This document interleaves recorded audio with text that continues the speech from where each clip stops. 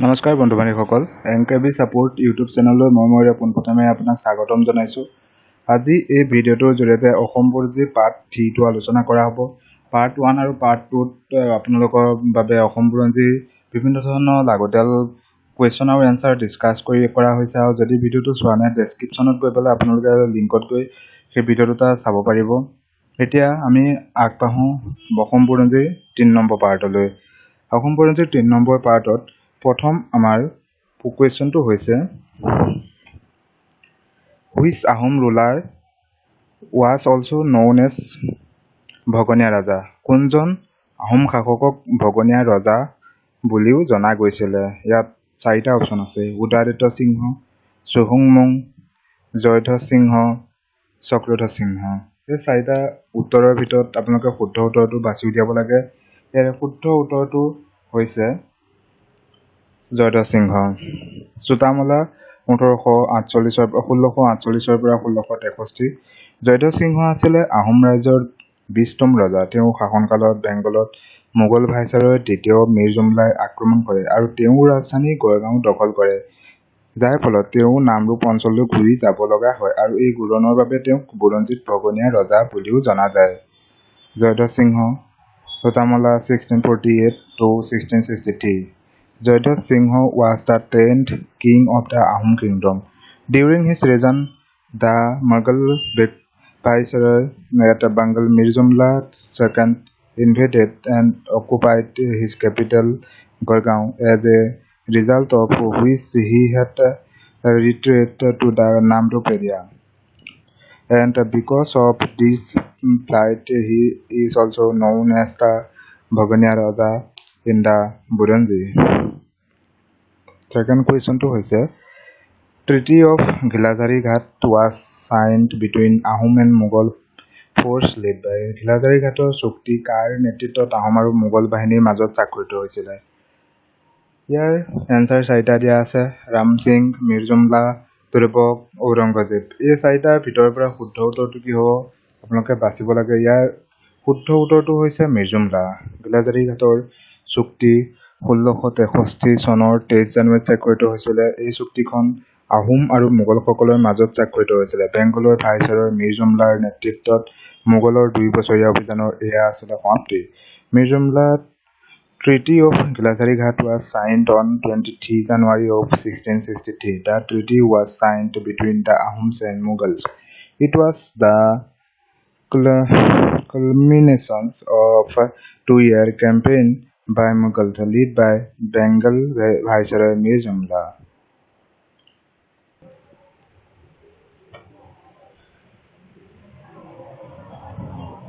तीन number question तो है the first phase of MOAMORIA rebellion was started in the year. MOAMORIA বিদ্ৰোহ প্ৰথম পৰ্যায় কোন বছৰত আৰম্ভ কৰা হৈছিল? 1769, 1679, 1805 ও 1671।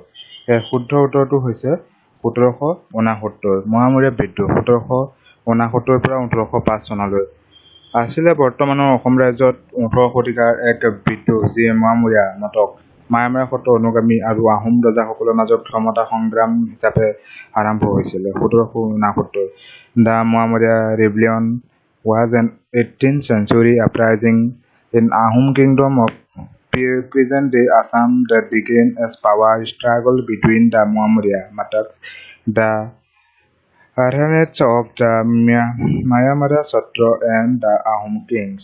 ইয়াৰ শুদ্ধ উত্তৰ হৈছে 1769।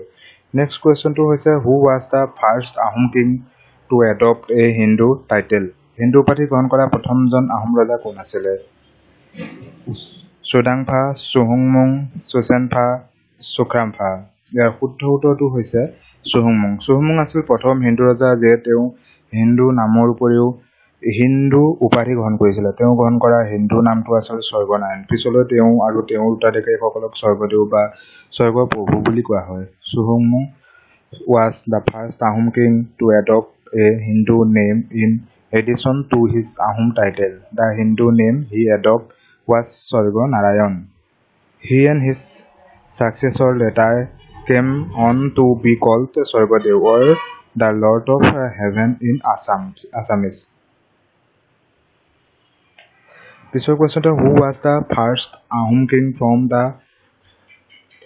টুংখুঙীয়া line of Ahom dynasty Ahom ৰাজবংশৰ টুংখুঙীয়া শাৰীৰ প্ৰথমজন আহোম ৰজা কোন আছিলে গোবৰ ৰজা গদাধৰ সিংহ আতন বুঢ়াগোহাঁই ৰুদ্ৰ সিংহ ইয়াৰ শুদ্ধ উত্তৰটো হৈছে গোবৰ ৰজা গোবৰ ৰাজত্ব কাল আছিলে 1675 পৰা 1675 প্ৰায় 3 সপ্তাহ মাত্ৰ 1675 চনতে তেওঁ শাসনকাল আছিলে প্ৰায় 3 সপ্তাহ তেওঁ ৰজা আছিলে তেওঁ আহোম ৰাজবংশৰ টুংখুঙীয়া শাৰীৰ প্ৰথম ৰজা আছিলে আৰু পিছৰ আহোম ৰজা গদাধৰ সিংহৰ পিতৃ আছিলে গোবৰ was the king of the Ahom kingdom for a duration of about 3 weeks. He was the first king from Tungkhungia line of Ahom dynasty and the father of the Godadhar Singha, a later Ahom king. Next question to hoise, who was the popularly known as Lora Raja? Lora Raja namere জনপ্ৰিয় কোন আছিলে? Lora Raja বুলি কাক কোৱা হয়? Godadhar Singha, Ramadhar Singha, ৰত্নদেৱ সিংহ প্ৰতাপ সিংহ ইয়াৰ শুদ্ধ উত্তৰটো হৈছে ৰত্নধৰ সিংহ হিন্দু পুৰোহিতজনে নতুন ৰজা চলিকফা নাম দিছিলে আনহাতে হিন্দু পুৰোহিতজনে তেওঁৰ নাম ৰত্নধৰ সিংহ ৰাখিছিলে তেওঁ অধিগ্ৰহণৰ সময়ত তেওঁৰ যৌৱনৰ বাবে তেওঁ সাধাৰণতে লোকসকলৰ মাজত লৰা ৰজা বা বয় কিং নামেৰে জনাজাত আছিলে Ratnadhar Singha the Ahom present name the new king Cholikpha while the Hindu priest named him Ratnadhar Singha on account of his youth at the time of his occasion. He was commonly known among the people as Loraja or the Boy King. Here, pisor question to hoise who led the Mughal in the Battle of Saraighat. Saraighator যুদ্ধত মোগলক কোনে নেতৃত্ব দিছিলে ইয়াত চাৰিটা answer আছে এটা কোনটো শুদ্ধ হেতু ক'ব লাগে মিৰ্জুমলা ৰামসিংহ এক মান সিং আৰু আছে মুনাৱাৰ খান শুদ্ধ উত্তৰ হৈছে ৰাজা ৰাম সিং এয়া আসলে নৌযুদ্ধ আৰু শৰাইঘাটৰ অন্তিমখন যুদ্ধ অসম দখল আৰু মোগলৰ দ্বাৰা সাম্ৰাজ্য সম্প্ৰসাৰণৰ অন্তিম প্ৰয়াস শৰাইঘাটৰ এই অন্তিম যুদ্ধত আহোম ৰাজ্যৰ নেতৃত্ব দিছিল লাচিত বৰফুকনে আৰু মোগল সাম্ৰাজ্যৰ নেতৃত্ব দিছিল ৰাজা ৰাম সিঙে It was a naval battle and the last battle of Saraihat, the last attempt to capture Assam and extend the empire by the Mughal. In this last battle of Saraihat, Ahom kingdom was led by Lasit Borphukan and the Mughal empire was led by Raja Ram Singh. Next question to hoise JOYMOTI Kori was the wife of JOYMOTI Kori কাৰ পত্নী আছিল এটো আমি সকলোৱে জানোৱে ইয়াতে তথাপি চাৰিটা question আৰু চাৰিটা আনসাৰ দিয়া আছে তাৰ ভিতৰত কোনটো শুদ্ধ ক'ব লাগে ৰত্নদেৱী সিংহ গদাধৰ সিংহ উদয়াদিত্য সিংহ আৰু চক্ৰধৰ সিংহ ইয়াৰ শুদ্ধ উত্তৰটো হৈছে আহোম ৰাজকুমাৰ গদাপানী জয়মতী কৌৰী আছিলে আহোম ৰাজকুমাৰ গদাপানীৰ পিছলৈ তেওঁক চুপাতফা নামেৰে জনাজাত পত্নী আছিলে তেওঁ নাগাপাহাৰত তেওঁ নিৰ্বাসিত স্বামী গদাপানীৰ অৱস্থান প্ৰকাশ নকৰাকৈ চলিকফা বা লৰা ৰজা অধীনত ৰাজকীয়সকলৰ হাতত মৃত্যুবৰণ কৰে যাৰ ফলত তেওঁ স্বামী বিদ্ৰোহত উঠি ৰাজত্ব গ্ৰহণ কৰিবলৈ সক্ষম হয় Ahom prince Gadapani JOYMOTI Kori was the wife of Ahom Prince Godapane, later Supatopha. She died at the hands of the royalists under Sulikopha Lora Raja without disclosing her exiled husband Godapane whereabouts in the Naga hills, thereby enabling her husband to rise in revolt and assume kingship. Next question to hoise the famous battle of Saraighat between Ahom and Mughal took places in Ahom আৰু মোগলৰ মাজত বিখ্যাত শৰাইঘাটৰ যুদ্ধ হৈছিল কিমান চনত ইয়াত চনকেইটা দিয়া আছে শুদ্ধ উত্তৰটো ক'ব লাগে 1651 1687 1663 1671 ইয়াৰ শুদ্ধ উত্তৰটো হৈছে 1671 শৰাইঘাটৰ যুদ্ধ আছিল 1671 চনত মোগল সাম্ৰাজ্য আৰু আহোমৰ ৰাজ্যৰ মাজত শৰাইঘাটৰ ওচৰত ব্ৰহ্মপুত্ৰ নদীত সংঘটিত যুদ্ধটো আছিল অন্তিমটো ডাঙৰ যুদ্ধ য'ত মোগলসকলে তেওঁলোকৰ সাম্ৰাজ্য অসমলৈ সম্প্ৰসাৰিত কৰিবলৈ চেষ্টা কৰিছিল 1671 চনত এই যুদ্ধ সংঘটিত হৈছিল The Battle of Saraighat was naval engagement fought on the Brahmaputra River near Saraighat between the Mughal Empire and Ahom Kingdom in 1671.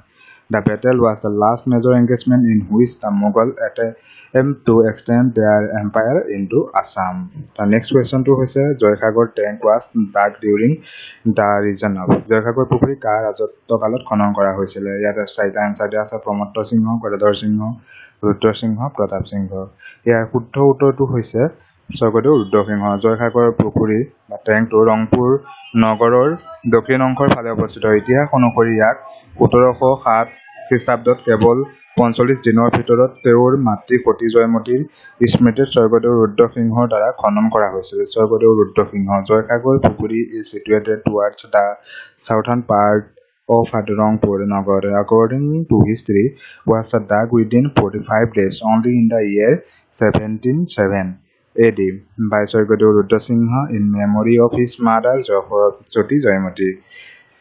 Sati Joymotir memory ৰক্ষাৰ কাৰণে সতী জয়মতীৰ স্মৃতি ৰক্ষাৰ কাৰণে স্বৰ্গদেউ ৰুদ্ৰ সিংহই মাত্ৰ 45 দিনৰ ভিতৰত জয়সাগৰ পুখুৰীটো নিৰ্মাণ কৰি উলিয়াইছিলে এইটোৱে আছিল অসম বুৰঞ্জীৰ পাৰ্ট 3 ভিডিওটো যদি চাই ভাল পালে তেনেহলে চেনেলটো সাবস্ক্ৰাইব কৰি ল'ব এনেকুৱা ধৰণৰ ভিডিওসমূহ পাই থাকিবলৈ আৰু চেনেলটো এটা লাইক কৰি দিব আৰু ভাল পালে কমেন্ট কৰিব তেতিয়া এনেকুৱা ধৰণৰ ভিডিওবোৰ আপোনালোকক দি থাকিবলৈ সহায় পাম আপোনালোকে সহায় কৰিলে এই ভিডিওসমূহ দিবলৈ উৎসুক হ'ম গতিকে আপোনালোকৰ এইখিনিকে কৈ আপোনাৰ আজি এই ভিডিওটো সমাপ্ত মাৰিলো থ্যাংক ইউ